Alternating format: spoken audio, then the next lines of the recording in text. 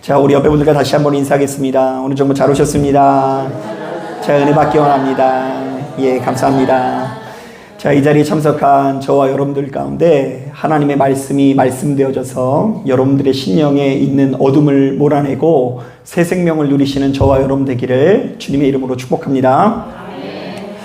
자, 많은 분들이 복음을 영접하게 되면 바로 이 복음을 크게 두 가지로 여기는 경우가 많이 있는데요. 자, 먼저 첫 번째로 복음을 표적으로 여기는 분들이 참 많이 있습니다.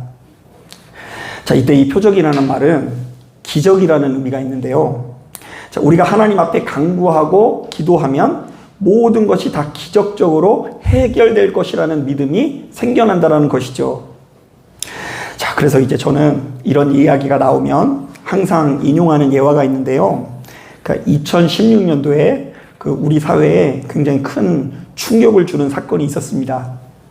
자, 이 부천에 있는 한 신학교 교수이자 목사님이 사춘기 방황하는 딸을요, 지도한다라는 명목하에 심하게 폭행을 하다가 한 5시간 정도 때리는 가운데 갑자기 이 아이가 숨을 쉬지 않고 죽음에 이르게 됩니다.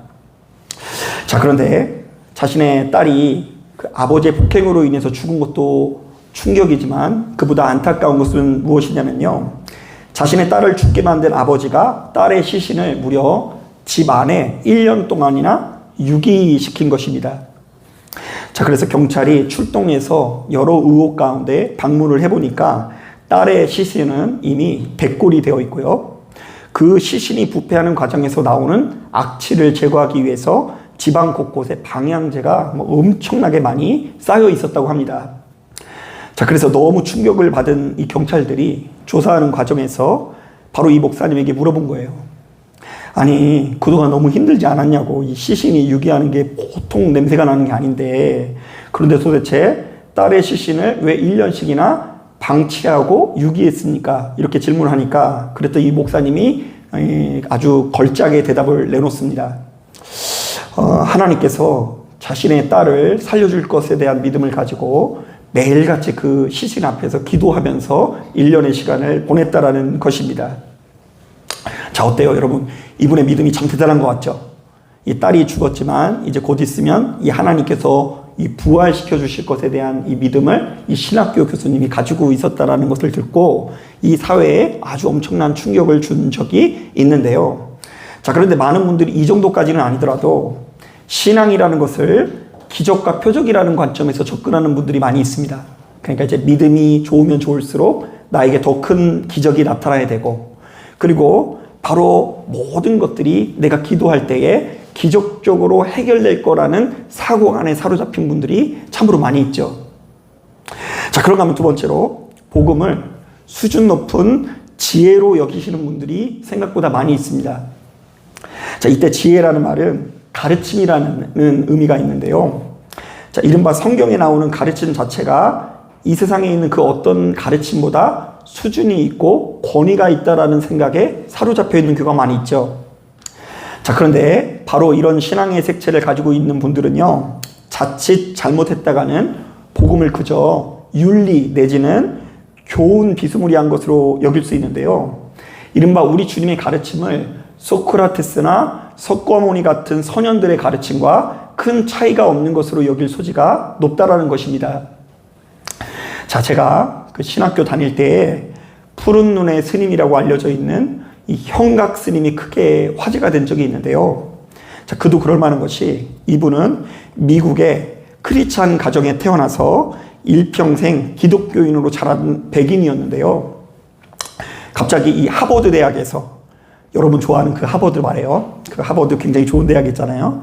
그 하버드 대학에서 비교 종교학이라는 학문을 연구하는 중에 불교의 가르침에 큰 흥미를 느껴서, 아니 세상에 하버드 대학을 포기하고 그리고 결혼할 여자친구와의 관계도 이별하고 이제 우리나라에 들어와서 이 출가를 결심하게 됩니다. 그래서 이제 스님이 됐어요. 자, 그런데 이제 제가 신학교 다닐 때 제가 다니던 신학교도 좀 이상한 게 이제 목사님을 초청을 해야 되는데 이 스님을 한번 초청을 한 거예요.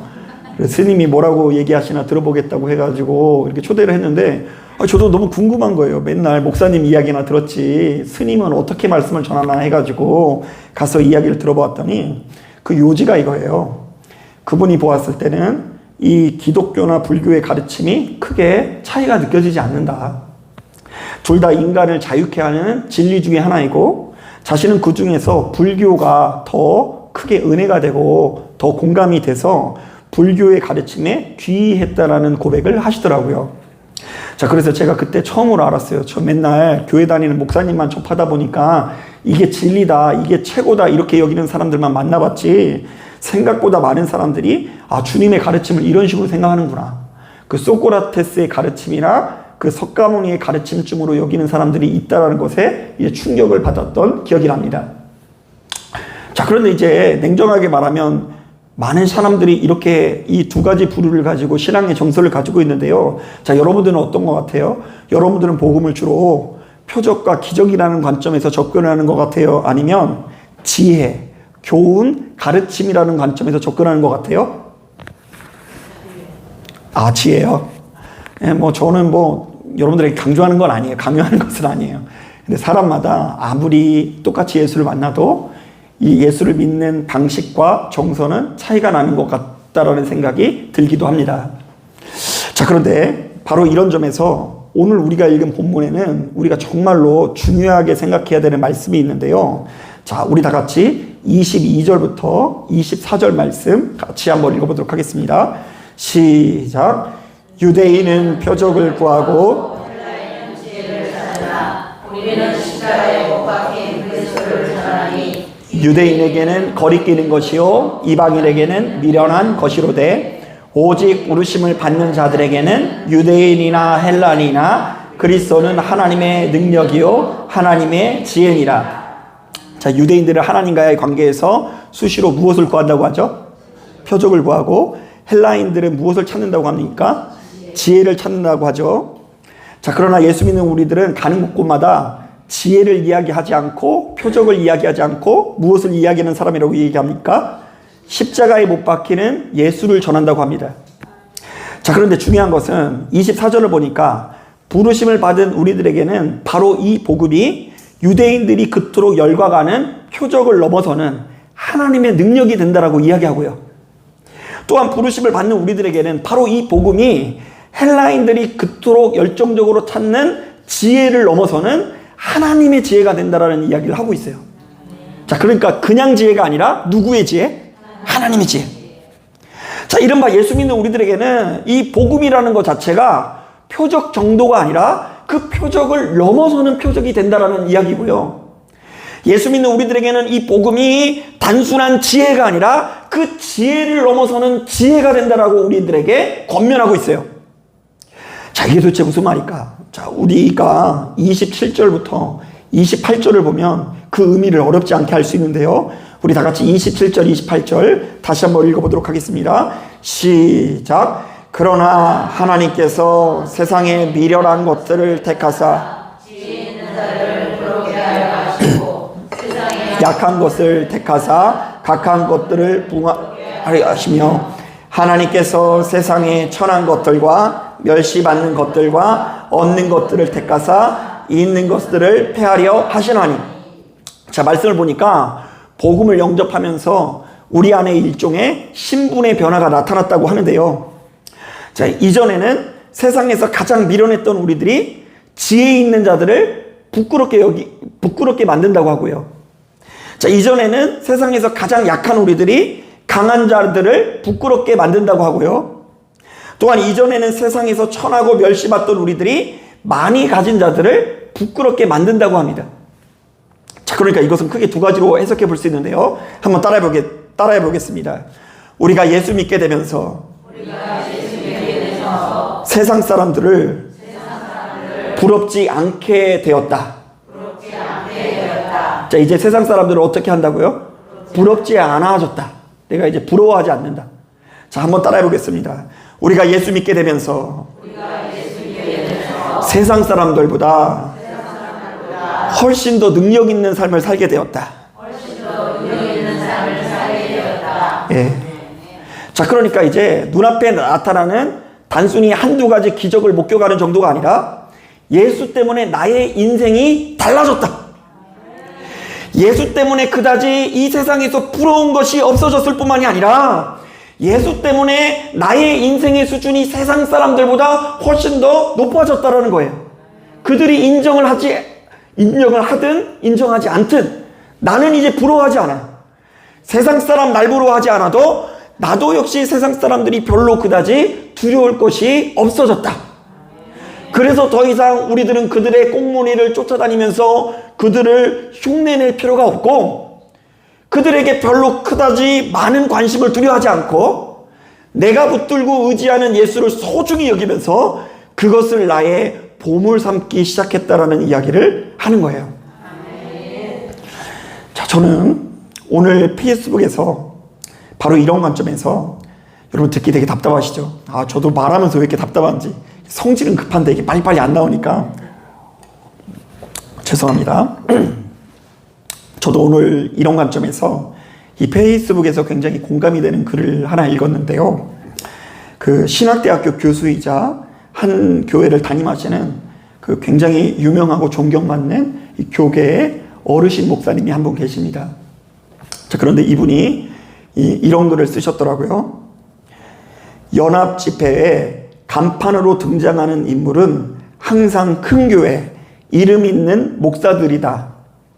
큰 교회가 나서야 재정 지원, 인원 동원, 장소 제공 등의 현실적인 문제에 도움이 되기에 그러기도 할 것이다. 그러나 그들 중에는 그런 행사나 모임의 성격과 걸맞는 의식과 비전과 신학이 결핍된 이가 적지 않다. 한국교회를 대표할 만한 깜냥이 아닌데 범죄투성인데 대형 교회의 목사라는 이유로 전면에 나서는 경우를 자주 본다. 작은 교회 목사는 아무리 의식과 역량이 뛰어나도 설 자리가 없다. 교인 수가 목사의 계급장이라는 자조적인 말이 있듯이 숫자로 성공을 측정하는 세상의 가치가 아직도 교회에 만연하다. 능력 있는 사역, 성공한 목회의 척도인 수를 늘리는데 실패한 작은 목사는 별 영향력이 없다. 그런 이가 대형교회 문제를 언급이라도 하면 그런 큰 교회나 이루고 비판하라고 빈정거림을 당하기 일쑤다. 자, 이분이 생각할 때 교회의 연합 행사마저도 사실은 교회의 규모라든지 숫자를 그 무엇보다 중요시한다는 것인데요. 이른바 성공이라는 세상 가치가 예수 믿는 우리들의 모임에도 크게 만연해 있다는 것이죠. 자, 교회가 크면 성공한 것 같으면 큰 목사인 거고요. 교회가 작고 성공하지 않으면 정말로 작은 목사라는 논리가 우리에게 형성되어 있다는 것이죠. 자, 그래서 이 목사님은 글의 말미에 이런 자조적인 고백을 남기고 있습니다. 작고 약한 것을 통해 크고 강하고 유명한 것들을 부끄럽게 하는 가치관의 전복, 곧 하나님의 나라로의 회심은 요원한 일인가? 자, 저는 목회하면서 실제로 이와 비슷한 정서를 느낄 때가 참 많이 있어요. 제가 일전에 어느 세미나 갔는데 어떤 세미나를 인도하시는 그 목사님이 공황장애가 와가지고 크게 고통을 받으셨는데요. 왜냐하면 교인분 중에 한 분이 와가지고 USB를 주더래요. 근데 그 USB에 분당 우리 교회를 담임하시는 이찬수 목사님의 설교 이렇게가 동영상이 여러 개가 담기면서 이렇게 좀 설교해 보시라고, 이렇게 설교해야지 교인들이 많이 모일 거라고 이렇게 권면을 하더래요.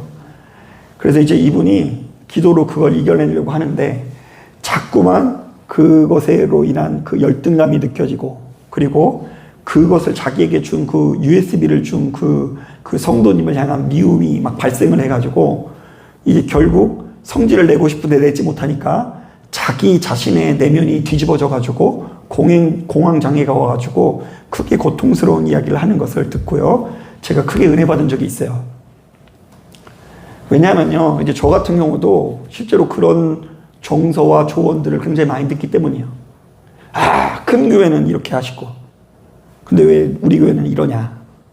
큰 교회는 이렇게 능력이 있는데, 우리 목사님은 아직 그렇게 안 된 것 같다. 이런 정서를 느낄 때마다 제가 이제 20대부터 단독 목회를 시작했는데 이제 지금까지 이제 그것과 관련돼 있는 울분과 안타까움과 속상함이 있어요. 그래서 세상 사람들은 바로 이 성공이라는 관점에서 큰 교회에 열광하는구나. 그 건물이 나의 어떤 신앙의 어떤 수준이 대단하다라는 것을 좀 여기고요. 그것으로 인한 여러 가지 그 자부심이 이 교회 성도들에게 자리 잡고 있어서 이 자신이 또 수준 높은 신앙인 것처럼 이렇게 생각하는 경향이 있더라고요. 이제 그런 거는 이제 실제로 목회 현장에서 그와 비슷한 정서를 많이 느끼는데요. 제가 실제로 전라도 정읍에서 목회할 때 이것과 관련되어 있는 사건들이 얼마나 많이 있었는지 몰라요. 제가 몇 번 언급을 드렸는데, 당시 이제 저희가 모여있는 교회는, 지방에는 4개의 시가 1개의 지방을 이루고 있습니다. 전라도의 감리교육 교세가 되게 안 좋아가지고요. 보통 1개의 시에 4개의 지방이 있는데, 4개의 시가 모여서 1개의 지방을 만드니까, 이거 지방에 활동하는 것도 얼마나 힘든지 몰라요. 이쪽에서 이쪽 끝까지 가려면 2시간이 걸리고, 돌아가는 데 2시간 걸려가지고, 굉장히 이렇게 서로 만나기도 어려운데 지방회를 이루고 있는 거예요. 전라도에 이제 워낙 사람들이 없다 보니까 저희들끼리 그 여름 성경학교를 이끌 만한 여력이 되는 교회가 없어서 그 38개의 교회가 모여가지고 이렇게 연합회를 하는데, 그 압구정동에 있는 큰 교회가 와가지고 이렇게 그 행사를 대신 진행해 주었습니다. 그 청년들만 한 100명 정도 오더라고요. 청년도가 100명이 와가지고 이제 그거를 진행을 해주는 거예요. 그런데 이제 청년들이 100명이 올 때 일단 우리는 음메 기주고 하는 거예요. 그래도 이제 저는 이제 교인들이 한 30여 명 있었는데, 그래도 저는 그래도 좀 나은 거고, 이제 교인들이 한 5명 있고 이런 애들은, 이런 목사님 같은 경우는 친구들이니까, 이제 목사님들 같은 경우는, 청년들 100명 있는 거 진짜 오랜만에 봤다. 이러면서 우리끼리, 우리도 이 기회에 같이 치킨 먹을래? 옆에 가가지고, 뭐 이렇게 이야기도 하고, 일단 거기서 기가 죽고요. 또 하나는요, 거기서 이제 식사 봉사를 해주기 위해서 여성교회가 오는데요. 이제 가지고 오는 물건이 많으니까 목사님들이 가가지고 좀 그거 내리는 거 좀 도와주라고 그러더라고요. 그래서 갔는데, 안에 벤츠가 한 3개가 오는 거예요. 벤츠, 그리고 BMW, 이런 거 딱 들어가는데, 아니, 그 고급 승용차 뒤에 트렁크가 탁 열리더니 배추가 쌓여 있는 거예요. 그래가지고, 여기 압구정동에는 배추도 이 벤츠로 나르는구나.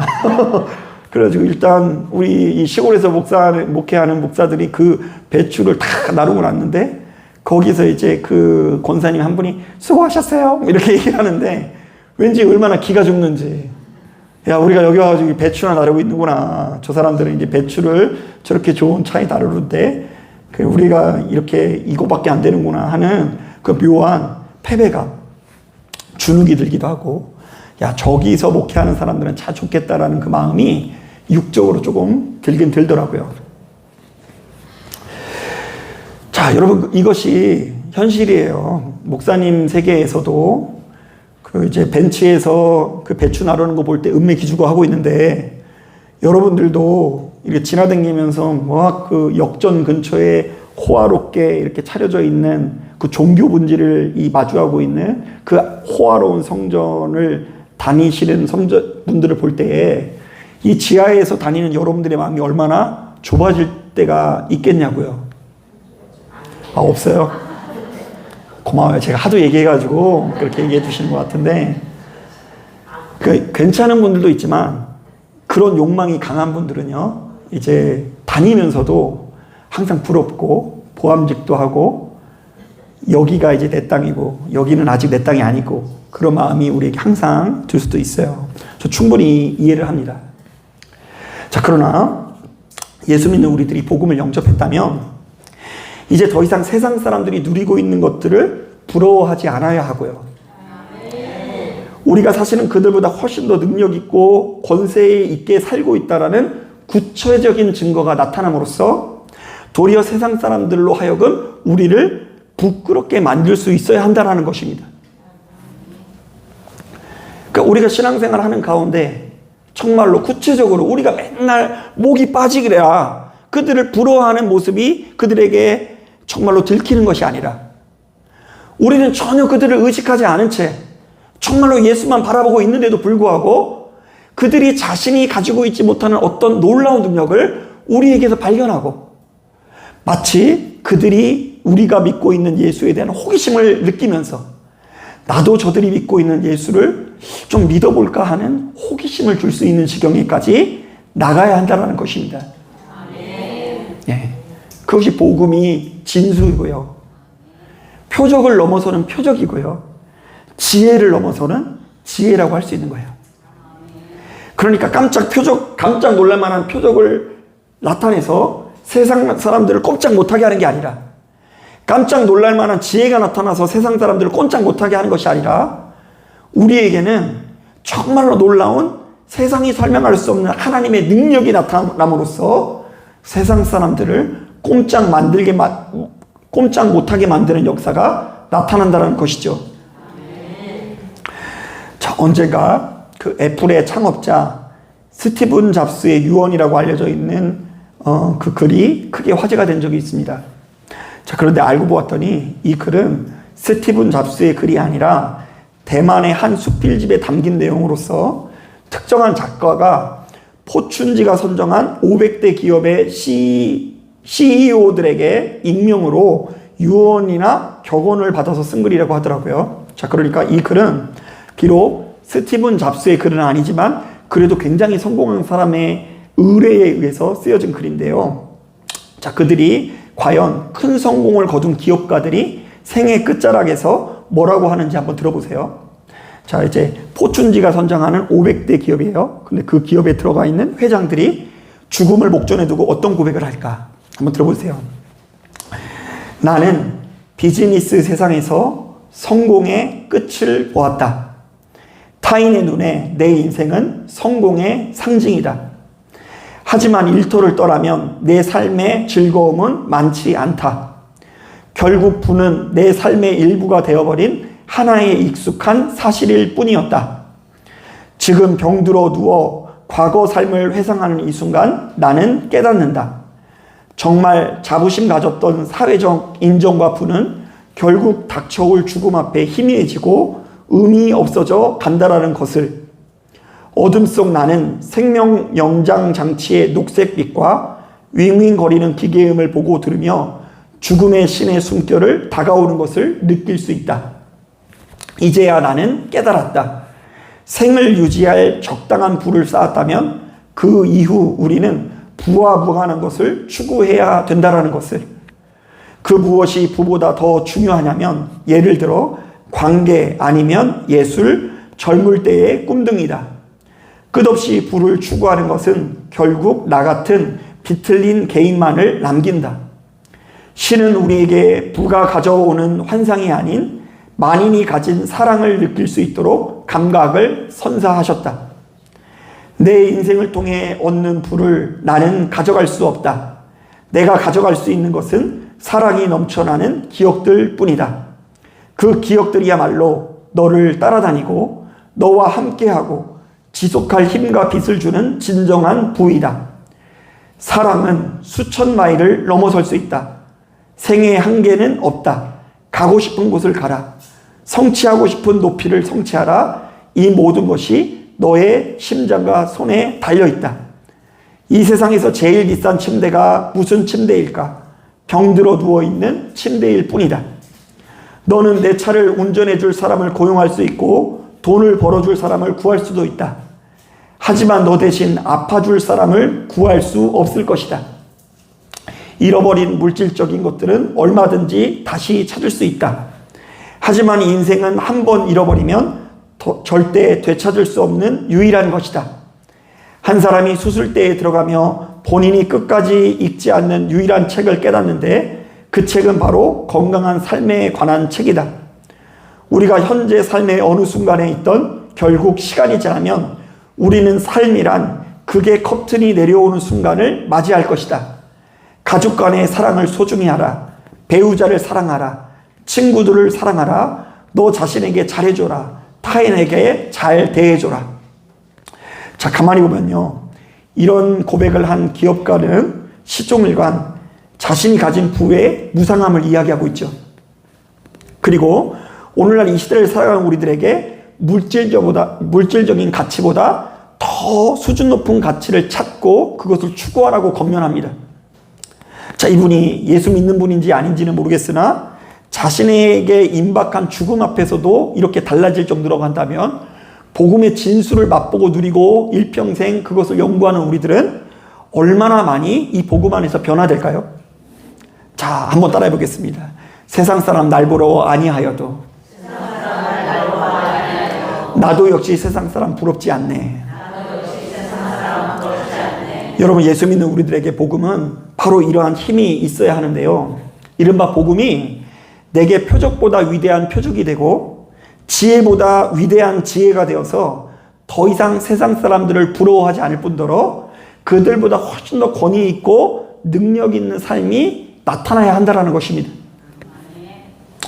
자, 여러분, 이런 점에서 얼마 전에 유튜브에서 재밌는 이야기를 들은 적이 있습니다.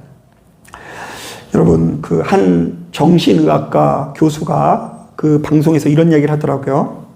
자, 많은 사람들이 일정한 연령이나 은퇴 시점이 되면 지독한 우울감에 시달리면서 크게 고통스러워 한답니다. 자, 그러니까 젊은 날 아무리 유쾌하고 굉장히 자신만만하고 대단한 사람도 일정한 연배 내지는 은퇴 시점부터 무엇에 시달린다고요? 우울감에 시달린대요. 일단은 그냥 아무 이유 없이 기력이 없고 힘이 없고, 그리고 뭔가 육체에 뭔가 이 불편함을 느껴서 병원을 갔더니 병원에서는 문제가 있대요, 없대요? 없대요.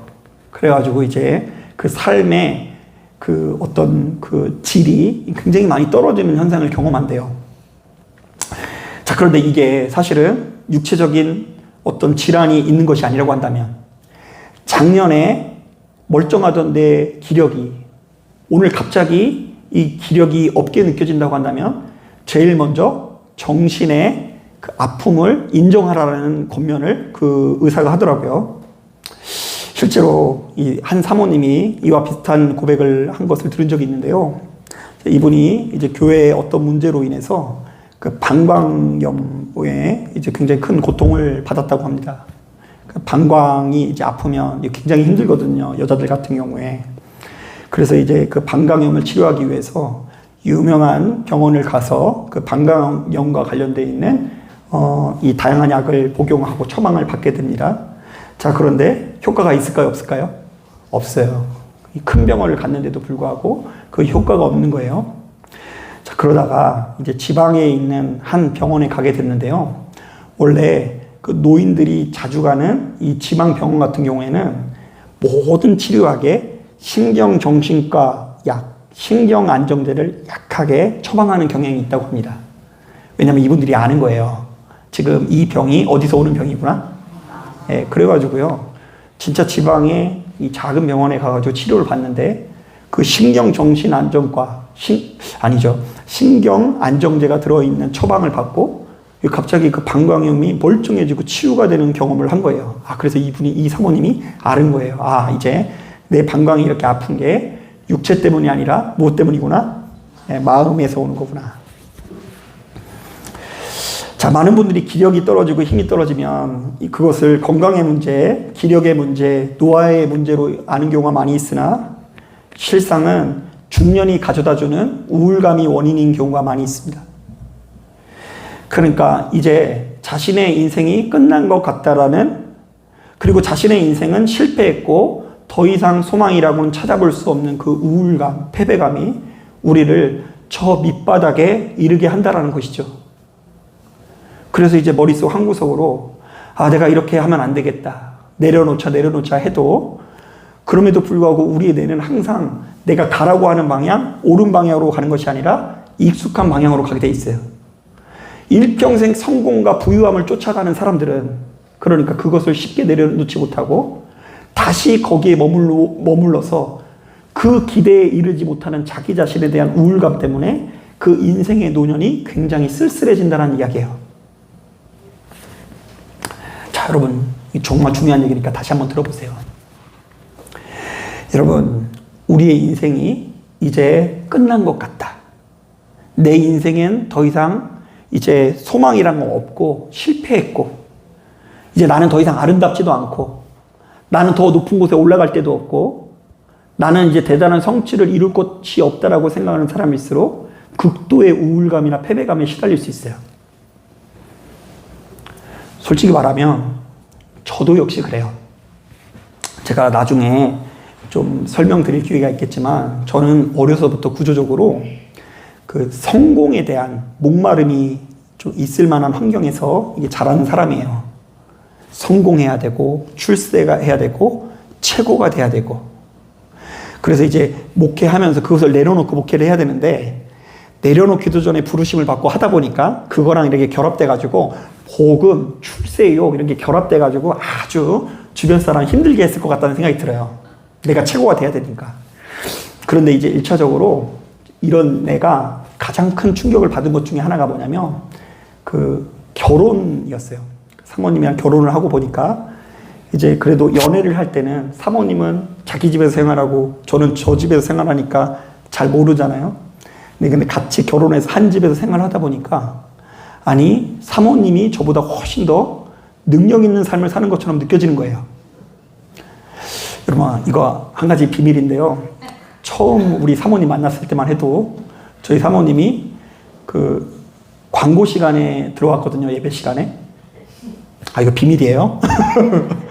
그러니까 이제 처음 만났을 때는 그 예배 끝날 때 광고쯤 되니까 누구 한 명이 들어오더라고요. 그래가지고 이제 저 사람은 이제 신앙이 굉장히 이제 좀 약하구나. 근데 그렇게 신앙이 약한 사람이랑 불이 나가지고 이렇게 결혼까지 하게 됐는데 그래서 이제 결혼 초창기만 하더라도 나는 그냥 우리 대한민국을 이끌어갈 수 있는 그런 목회자감이고 사모님은 신앙이 나보다 훨씬 더 부족하고 초라한 사람이다. 그런 게 있었어요. 못돼서 그래요. 못나고 부족해서. 근데 막상 결혼하고 보니까 저는 왜 이렇게 요동치는지 그 욕심이 많다 보니까 실망이 많고요. 그리고 이 똑같이 하나님의 말씀을 전하는 것 같아도 이 사람들의 눈과 귀를 의식하고 자꾸만 그거에 걸맞는 성과를 노리면서 하다 보니까 이 은혜 될 때는 막 보일 때는 막 진짜 독수리 날개쳐 올라가는 것처럼 막 이렇게 있다가 뭔가 그에 걸맞는 이렇게 성과가 보여지지 않으면 무너짐으로 인해서 왔다리 갔다리 하는데 우리 사모님은 정말로 욕심도 없고 바라는 것도 없고 하루하루 감사하면서 정말로 주님께 너무나 많은 것들을 감사하는 거예요. 그러니까 이제 저를 만나가지고 결혼한 것도 감사하고 아이를 만난 것도 감사하고 그리고 교인들이 이렇게 많든 적든 간에 우리 교회 다녀주는 것도 감사하고 그리고 자신을 사모님으로 대우해 주는 것도 감사하고 그러면서 하루는 이런 얘기 하더라고요. 여보 나 출세한 것 같아. 왜 이러니까 사람들이 나보고 사모님이라고 하잖아. 원래 사장 마누라가 사모님인데 목사님인 와이프인데도 불구하고 가장 어린데도 불구하고 사모님이라고 불러주는 것 같아. 이렇게 이야기하는 거 볼 때에 야 내가 일평생 나름대로 진짜 손에서 불도 나가고 많은 사람들을 구원의 길로 인도한다 싶었는데 왜 이렇게 만족감이 없었고 주변의 많은 사람들을 부러워하기만 했는가에 대한 그런 것들이 이제 뉘우치면서 그것을 벗어내기 위해서 진짜 제가 많은 노력을 하고 있습니다. 그런데 그게 잘 안 돼요. 그러다가 다시 돌아와요. 왜냐하면 제가 얘기했죠. 우리의 뇌는 옳은 감정, 내가 시키는 방향으로 가는 게 아니라 익숙한 감정을 선택하기 때문이에요. 그래서 여러분 이 자리에 참석한 여러분들도요. 혹시 저와 비슷한 사람이 있을 수 있어요. 일평생 부자 되는 거, 성공하는 거, 출세하는 거, 높은 자리로 올라가기를 원하는 사람들 있잖아요. 그것을 그래도 내가 생각했을 때 누리고 있다라고 생각하면 행복한데 그것에 이르지 못한다고 한다면 복음을 영접해도 예배를 드려도 기도를 드려도 뭔가 채워지지 않는 고통과 괴로움이 찾아와 여러분들을 크게 우울하게 만들 거예요. 그리고 맨 부러워하는 사람밖에 없을 거예요. 내가 성공하는 자리에 있었을 때는 괜찮았는데 이제 내 인생은 실패했고 더 이상은 소망이 없고 내 인생은 다 끝난 것 같다라는 패배감에 사로잡혀서 실상은 천국과 관련되지 못한 천국을 향해서 나아가지 못하는 삶을 살아가고 있을지도 모른다는 이야기입니다. 그러므로 여러분 오늘 우리는 이 십자가의 도가 멸망당하는 세상 사람들에게는 미련한 것이지만 구원을 받는 우리들에게 하나님의 능력이 된다라는 말을 알아야 돼요. 이것은 단순히 우리가 한두 가지 표적을 목격하는 것을 의미하지 않아요. 이것은 단순히 우리가 한두 가지 놀라운 지혜와 이 교훈을 얻었다라는 것을 의미하지 않아요. 표적을 넘어서는 표적. 교훈을 넘어서는 교훈. 이 표적과 교훈이 얼마나 놀라운지, 이제껏 내가 그토록 부러워했던 세상의 성공과 출세가 별로 부럽지 않는 역사, 오히려 그들을 부끄럽게 만드는 역사가 우리에게 나타나야 한다는 것입니다. 사랑하는 여러분, 이 자리에 참석한 여러분들이 정말로 이 말씀에 귀를 기울이시고 주께서 허락하시는 이 복음을 이 세상 그 무엇보다 귀한 보물로 여기면서 참된 구원의 능력을 온전히 누리실 수 있는 저와 여러분들이 되시기를 주님의 이름으로 축복합니다. 자, 기도하겠습니다.